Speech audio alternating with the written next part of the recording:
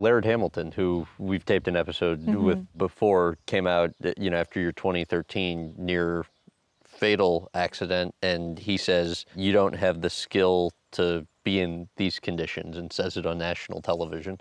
What was your reaction when you heard that? I was just heartbroken, because for multiple reasons. First, you're like fragile. You just almost died. You have a broken leg. You have pain everywhere, and you just feel beat up.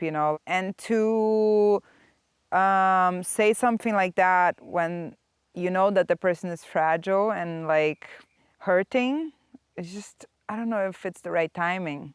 And then, on top of that, of course, after I just kept thinking, am I sad? Am I mad? Is he right? So it just makes you become very insecure, and you start having to respond to like what he says, not only to the media, but to your friends, to your family. This becomes like a discussion, and he's a powerful voice. So it's not an easy internet, oh, this chick does not surf. It's a little bit more complicated than that. You think there was, looking back on it now, any truth to Laird's statements? Yeah, of course. I mean, he would never go and have such a strong opinion if he didn't believe there was some truth to it. Absolutely. And, we did a lot of mistakes on that first mission here. From Laird's standpoint at that time, he was right. They were not prepared. She didn't have the setup and maybe the skills, because being able to understand the dangers of a spot before surfing it is a skill. Mm-hmm. The way it came out and being on the news, public, while she was in the hospital bed, bad timing. But that I had a similar opinion, to be honest. What he said, I just have to deal with it, right? Because people are, they're gonna tell you like they think you suck at some point. You can't expect that the world's gonna look at you and be, oh, you're so talented. So my problem with it was that he exposed me to a harsh criticism in a very delicate time, and he is an influencer.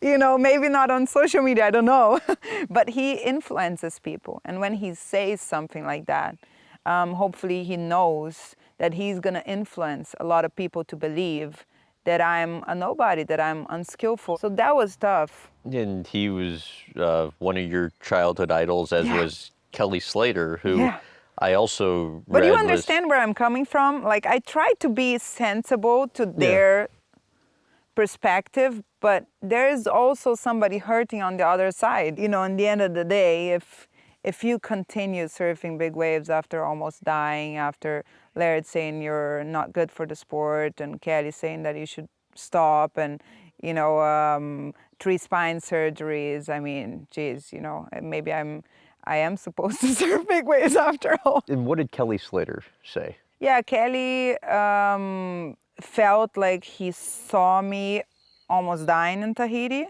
on a huge day.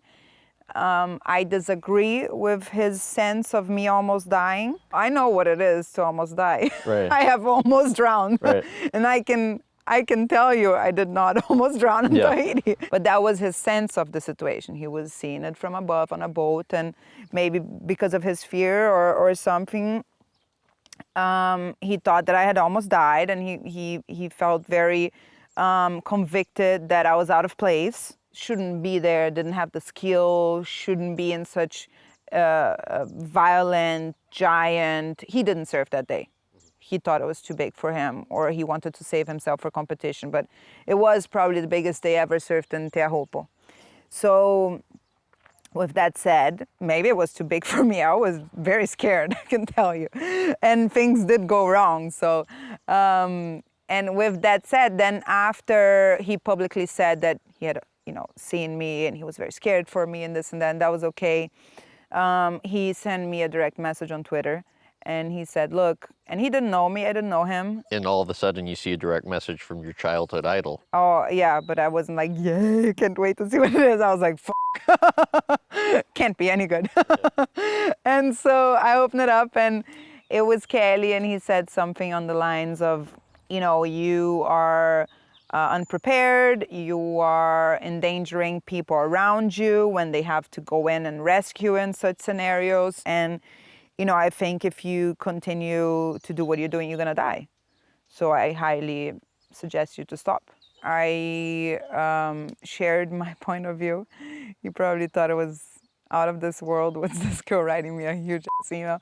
And life went on, you know. Big wave surfing is such a ego-driven sport, and to have a little girl, you know, getting attention hurts the ego, especially the biggest egos. Yeah. And then, you know, anything she does, she's under the microscope. If you're gonna point a finger at her saying she shouldn't surf because she's not prepared or because she's gonna die, there's so many people that shouldn't surf and have a big chance of dying way before her. Any desire to ever reconnect with them, like Kelly or Laird? No, I'm okay with it. You know, they had their points. They could have been more fortunate the way that they passed it on to me. But it was a different era too. It was a different time. I think women were treated differently back then, and it was okay. It wasn't as discussed, you know, our role and our place in society. I think a lot has changed, and it was what it was, you know. It made me who I am, so I'm okay with it.